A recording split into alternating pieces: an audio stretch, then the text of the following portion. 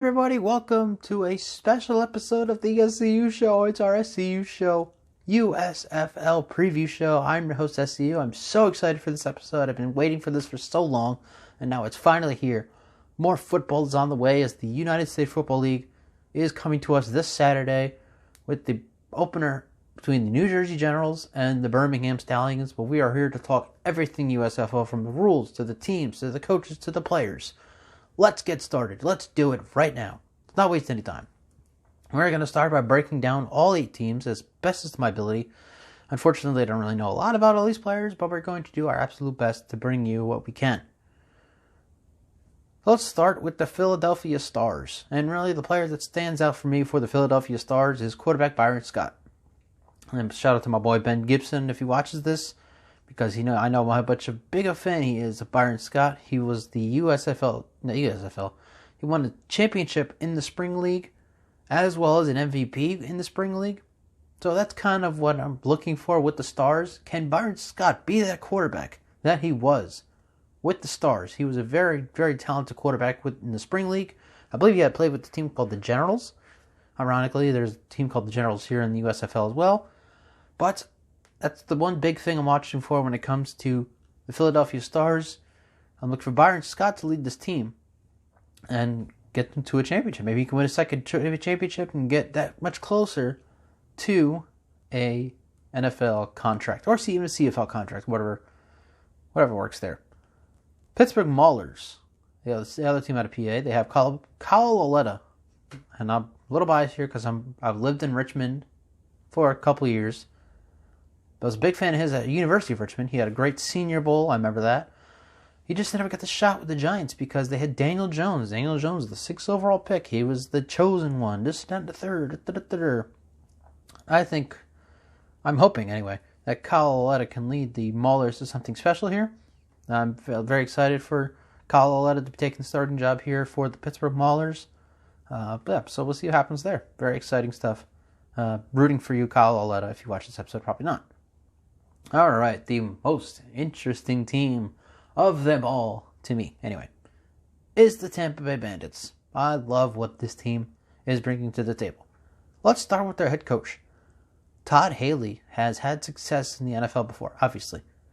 He's been with several NFL teams, including, I think, the Cardinals and Browns. He was the head coach for both of those teams, and much success in the NFL. So I'm very excited for him to be coaching the Tampa Bay Bandits. Hopefully he can lead them to the promised land. We'll get to that later. Quarterbacks. They have quarterback Jordan Ta'amu.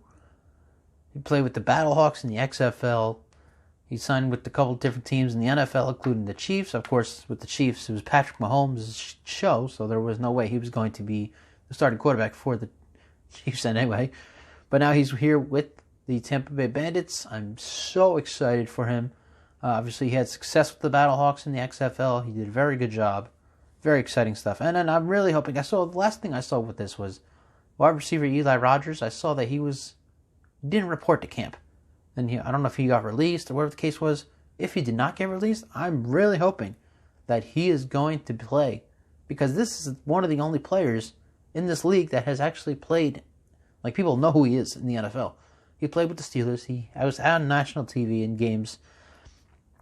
I am very excited to see Eli Rogers play in the USFL if he's still there. I'm really hoping he is, because him and Jordan Ta'amu going to be a very special combination if that is the case being. So, and the last thing, Pepper Johnson is the defensive coordinator. Obviously, he had much success with the Wildcats. They were on a hot streak before the XFL went under in 2020. So I'm very excited. Now he's the defensive coordinator. Pretty sure I just mentioned that. Pepper Johnson is the defensive coordinator for this team. Todd Haley is the head coach. Jordan Ta'amu is the quarterback. And hopefully Eli Rogers is the number 1 receiver, because he is the best receiver, on paper anyway, for this team. So the Tampa Bay Bandits, that is my favorite team in this league right now. Houston Gamblers, they might have the best head coach in the league. Kevin Sumlin is the head coach of the Houston Gamblers. Obviously, he had much success in college. I believe he was the head coach of Texas A&M at one point. So much success at Texas A&M. So much success. I don't remember where else he went, but I know he was a very successful college head coach. Unfortunately for the Gamblers, I couldn't tell you a damn thing about their roster. So really, with the Gamblers, I'm kind of just hoping that I'm hoping that Kevin Sumlin can be the best coach in the league, like I think he is, and just lead this team to the promised land. Same thing with the Birmingham Stallions. Can't really tell you much about them. They have Skip Holtz as their head coach. He's the son of former, I think he was a Notre Dame head coach, Lou Holtz. He was also on ESPN's college football final. I used to love watching that. No more Skip Holtz. No more Lou Holtz, unfortunately. Don't know where he went. But here's one thing that really stood out to me when it comes to the Stallions. All-time passing leader at Florida International University, Alex McGough. I mean, that's kind of interesting, right? I mean, he was the all-time passing leader for a school. So maybe, just maybe, he's going to be the guy that leads this team to something special in Birmingham, which, by the way, is hosting the entire USFL season outside of the postseason. So, I mean, we'll see what happens with the Stallions. Very interested in seeing Alex McGough and head coach Skip Holtz. The Generals. Now, they had a guy, I think their quarterback's name was Ben Holmes. This is very interesting. This changed everything for the Generals for me. They didn't have a new quarterback. His name is, you might know this guy. His name's Luis Perez.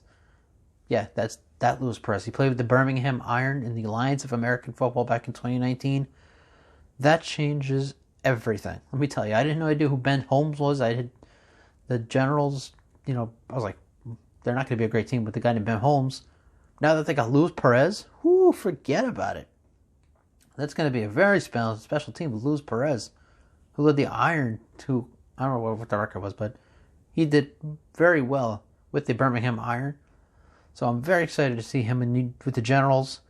Shout out to Jersey. Unfortunately, they won't play home games until 2023, but maybe we'll catch a home game next year when they come back to Jersey. I'm only a couple hours away, So that changes everything. That literally changes so much.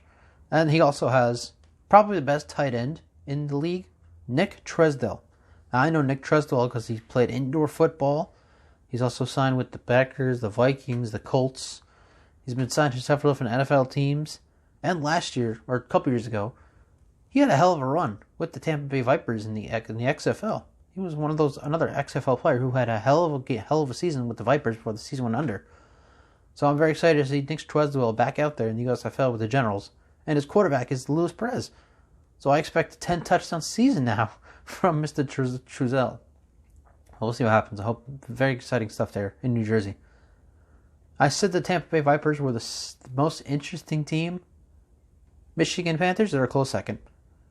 Jeff Fisher, everybody knows who Jeff Fisher is. He's the head coach of he coached the Titans to Super Bowl 34 back in 1999-2000.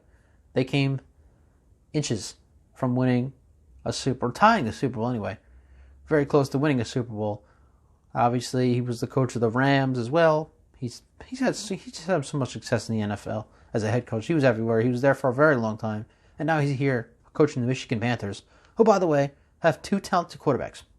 Yes, you're going to laugh at this when you see it. You're going to laugh your head off. Shea Patterson was literally the last... he wasn't even Mr. Irrelevant. He was the first guy picked after Mr. Irrelevant. I think he was the only guy not drafted in his draft class. I didn't understand that at all. That made absolutely no sense to me at all. Eventually, Shea Patterson did get signed out of Michigan to an NFL team. I think it was the Chiefs anyway. And you're going to love this, ladies and gentlemen. The Michigan Panthers have former Memphis quarterback Paxton Lynch. Ooh, yes, sir. I can't wait. And, of course, I think Shea Patterson's going to win this starting job. But if Shea Patterson, I'm just putting it out there, if Shea Patterson struggles at any time during the season, it's going to be Paxton Lynch time. Let me tell you, I'm very excited to see how Paxton Lynch does as he tries to make a comeback. Hopefully he can make that comeback. I'm really hoping he can because I was a big fan of his at Memphis. And then, I think of it to Denver. It just didn't pan out, unfortunately. But if he does get another opportunity here, ladies and gentlemen, Paxton Lynch, I believe, can make something happen for Michigan. And it helps so much that his head coach is Jeff Fisher. So that's going to be that's probably the most exciting thing I'm looking at right now when it comes to the USFL. First of all, is Paxton Lynch going to get the shot? And second, can Jeff Fisher make him a star quarterback once again? Going to be so exciting to see that. I cannot wait. to watch the Michigan Panthers play their first game and see who actually the quarterback is. If it's not Shea Patterson, I'll be surprised. But if it is Paxton Lynch, my eyes will be glued to that TV watching his performance. Because I'm very high on him right now. Even if he's a backup and he just get that shot again. Huge opportunity for him. Hope he doesn't screw it up. And then this is the last team here, the New Orleans Breakers. I don't know anything about them. This is the one team I really don't know anything about. Their head coach's name is Larry Fedora. So I guess he's a Freddy Krueger guy. Was it Fedora? I mean, that's what I got from it. And their quarterback, Kyle Slaughter. Sounds a little familiar, not too much familiar. I'm not really, familiar. I guess you could say I'm not really familiar with that name. But, yeah, I don't know anything about New Orleans. Sorry, New Orleans fans. I looked at the roster and I was like, who are these guys? Maybe I'll see more during the obviously we'll see more during the season. But it's just a wait and see at this point when it comes to the New Orleans Breakers. And that is your breakdown of all 8 teams in the USFL. Tampa Bay, obviously my favorite. But Michigan, they might just, you know what I'm saying? That might just push that top spot. We'll see what happens week 1. Alright, let's get to the rules. When really there was only 2 rules that stood out to me. The first one is that the clock stops on first downs within the final 2 minutes of the first half and the final 2 minutes at the end of the game. That just means more exciting football. Especially at the end of the game. Nobody likes a blowout game. Everybody tunes out of a blowout game, right? What if we have a tie game in the final 2 minutes and the team is driving to score the game-winning touchdown? If they get a first down, the clock stops. That just builds the suspense of the game. Much more at the end of the game than in the end of the first half, of course. But still, adds much more excitement either way. If you are excited about, oh my God, they're going to score before the end of the half type stuff, like, that's cool. That's fine. You can be excited for that, because why wouldn't you be in the first place? But what I'm more excited about is, at the end of the game, it's a tie game, the team is driving to win, they have no timeouts. I mean, they have the opportunity to stop the clock with the first down. How exciting is that? That is so exciting to me. And I'm hoping we get a lot of those games this year and less blowouts because, again, nobody likes a blowout in football. People like to tune out of those. And the other one was, let's see, what was the other one? Best of 3 shootout, that's right. So pretty much it's like a college football thing they're doing where each team gets, I think, 3 shots. And if we're still tied at the end of 3 shots, it's sudden death. So that's again, exciting stuff. If a game goes to overtime, each team gets at least 3 shots to score to match. Kind of like college football. If the first team scores a touchdown, the other team fails, the team that scored the touchdown wins the game. Very exciting stuff. So if these games go to overtime, you get a best of 3. And if even if they tie, you get sudden death. More football just coming your way. You cannot be not excited for that. You really just can't be. You have to be excited for that because that's just absolutely amazing. So much fun. All right, this is kind of something a little creative I wanted to do. Rivalry names. There was really only one rivalry name that really stood out to me. Well, that's the Keystone State Battle between the Maulers and the Stars because those 2 teams are obviously from Pennsylvania. Yes, Pittsburgh is a good 5 hours away from Philadelphia. But still a very interesting name. Keystone State Battle. Pennsylvania's Keystone State. So, it's pretty cool. But the other ones that I saw, I didn't really care for. The Breakers Bay Brawl between the Tampa Bay Bandits and New Orleans Breakers. That didn't really make sense to me. Because what is Baker's... I just don't get it. I really just don't get it. The Double Down Derby between the Gamblers and the Stallions. So again, I don't get it. It doesn't make sense to me. I don't understand it. Maybe I'm missing something. I don't know. This one just didn't make any sense geographically. The Northern Duel. Oh, between the Generals and the Panthers. New Jersey's over here. Michigan's up here. Not that there's a big difference between New Jersey and Michigan when it comes to being northern teams. So I didn't really care for that nickname, for that rivalry name either. So really the only one that really stood out to me was the Keystone State Battle between the Pittsburgh Maulers and the Philadelphia Stars. All right. People are going to love this segment. Time to break down all 8 teams prior to the kickoff of Week 1 season. Number 8, it's the New Orleans Breakers, because like I said, I know nothing about this team at all. Absolutely nothing. Their coach has the last name of Fedora, which is a Freddy Krueger hat, basically. That's all I know. Kyle Slaughter, I don't know much about him. I've heard the name here and there. But other than that, I know nothing about New Orleans. Number 8. Number 7, Houston Gamblers. Yes, they have the best coach in the league in Kevin Sumlin. But who's on their roster? I have no idea who's on their roster. So we're basically hoping for Kevin Sumlin to lead his team to something special. I don't know if he will because, again, don't really know much about their roster. It's a wait-see situation. Houston at number 7 prior to the kickoff of the Week 1. Number 6 is actually the Generals. And I know a big game changer. Luis Perez, Nick Twisdell. Very exciting stuff. But still, I do have they're better teams than the Generals, so that's why I have them. Number 6. Number 5 is Pittsburgh Maulers. Big on Kyle Lauletta. Not as big as I am on the quarterbacks in Michigan. We'll get to that in a moment. But Kyle Lauletta, I really am hoping, has a very, very good season. He might lead the league in passing. That would be very nice to see. But depends on who he has on his roster. So Pittsburgh, number 5. Number 4, Birmingham, the Stallions. Like we talked about, FIU's all-time leading passer, Alex McGough. Another guy I'm very excited to be watching. I love quarterbacks. Quarterback is basically everybody's favorite position in football. Everybody loves the quarterback. That's what you look for when you're doing stuff like what I'm doing right now, analyzing and breaking down. You look at the quarterback. FIU, their all-time leading passer, is the starting quarterback for the Stallions. So that kind of tells me that we're going to see something interesting in Birmingham when it comes to the Stallions, but they are the number 4 team on our power rankings prior to Week 1. Number 3 is Philadelphia, the Stars. Byron Scott, man. Won an MVP in the Spring League. Won a championship in the Spring League. How could you not be high on Byron Scott right now in the Philadelphia team? They're going to be making much noise. This seems like if Byron Scott is the quarterback we saw in the Spring League, the Stars are going to be a playoff team. It's number 3. Number 2, it's Michigan. The Panthers. Like I said, they're the second most interesting team. I love Jeff Fisher. And I don't know if we're going to see a quarterback competition between Shea Patterson and Paxton Lynch. But if we do, that's the most interesting thing in this league right now so far. It's hands down, the very most interesting thing in this league right now is the quarterback competition, if there is one, between Shea Patterson and Paxton Lynch. And if there's not, Shea Patterson is the starting quarterback. Most interesting thing will be, can Shea Patterson just kill it? Can he? If not, it's Paxton Lynch time.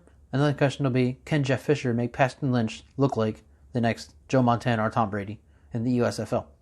Michigan, number 2. And we talk about number 1. It's Tampa Bay. Love what they have all around. Love their head coach. Love the quarterback. Love their top receiver. If he does show up, Eli Rogers. Tampa Bay is my favorite team. They are number 1 in the preseason power rankings for the USFL. There you go. Love Tampa Bay. Love Michigan, man. Michigan was number 1 for so long. Then I just changed. I just switched it.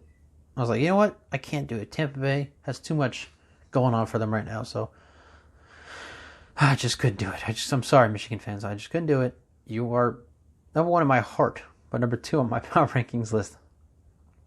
All right, so let's get to the postseason, shall we?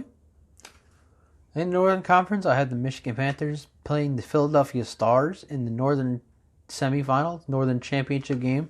I do have Michigan winning that game because, again, very interesting to see what happens with Jeff Fisher and his quarterbacks.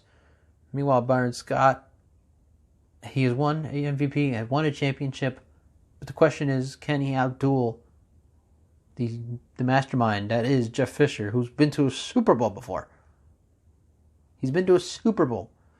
So I will take Michigan over Philadelphia to advance to the USFL championship game. But who will they play? Well, in the South, Tampa Bay will play the Stallions. Because I feel like obviously Tampa Bay is the best team, and the Stallions, they have a very talented team around them as well. Of course, I have Tampa winning that game. So we have the USFL championship being the Tampa Bay Bandits against the Michigan Panthers. And which I believe, ladies and gentlemen, I have the Tampa Bay Bandits winning it all in the first season back for the USFL, defeating the Michigan Panthers. I hope it's a very good game. But again, Tampa Bay Bandits are your 2022 United States Football League champions. There you go for that. And to wrap it up for us on the SCU Show USFL preview show, let's take a look at week 1. We start with the opener. The Jersey Generals and the Birmingham Stallions. I'm taking the Generals here. Oh, I had initially taken the Birmingham Stallions to win their first game, but the quarterback change really changed everything for me. I mean, Luis Perez is such a great quarterback, so very much more talented than the guy named Ben Holmes, who, by the way, was released due to injury, so that was a little bit of a shock. So I had to flip my pick there. Jersey over the Stallions. Kick off the season. And Michigan Panthers will host the Houston Gamblers, to the 2 best coaches in the league. Because Jeff Fisher is number 2, and then obviously number 1, Kevin Sumlin. Again, I don't know anything about the Gamblers roster, so we're gambling, no pun intended, on Kevin Sumlin being the great head coach that we know him to be. But I think that Michigan overpowers them, and they get the win week 1 over the Gamblers. I mean, the Stars played the Breakers. I've already said it. I don't know anything about the Breakers at all. I'm picking the Stars in this game big time. Byron Scott's going to have a hell of a game against the Breakers. I can't wait to watch it. It's going to be interesting. Great stuff. And the final game is the Tampa Bay Bandits hosting the Pittsburgh Maulers. I said it so many times already. I'm saying it again. Tampa Bay is my favorite team in this league right now. With Todd Haley, Jordan Ta'amu, and hopefully Eli Rogers running the offense. I've taken them over the Maulers. Very excited for Kyle Lauletta. But is he going to have the team around him to beat the top team in the league? Not week 1 anyway. Give me the Bandits to defeat the Maulers in week 1. And with that, we are wrapping up here our SCU Show USFL preview. Thank you very much for watching this. Very excited for this more football coming our way. By the way, if you want more football than just the USFL, follow Inside the Arena. Inside the Arena on Facebook. Inside_Arena on Twitter and Instagram. There is more football than just the USFL, ladies and gentlemen. There's also indoor and arena football. The National Arena League kicks off their season on April 23rd, as well as the major indoor football. So the season ends August 13th. We have months and months left of more indoor and arena football. Check us out. If you're on Anchor and Spotify, where you are listening to this podcast, if you're not watching us on YouTube or watching us on Facebook, or my Twitter at RainFanatic2, check out Into the Indoor World. All episodes available on Anchor and Spotify. And with that, I'm done promoting. I'm going to get out of here. I'm done. Let's go Bandits. Let's go Panthers. Let's go USFL. Thank you all for watching the SCU Show USFL Season Preview.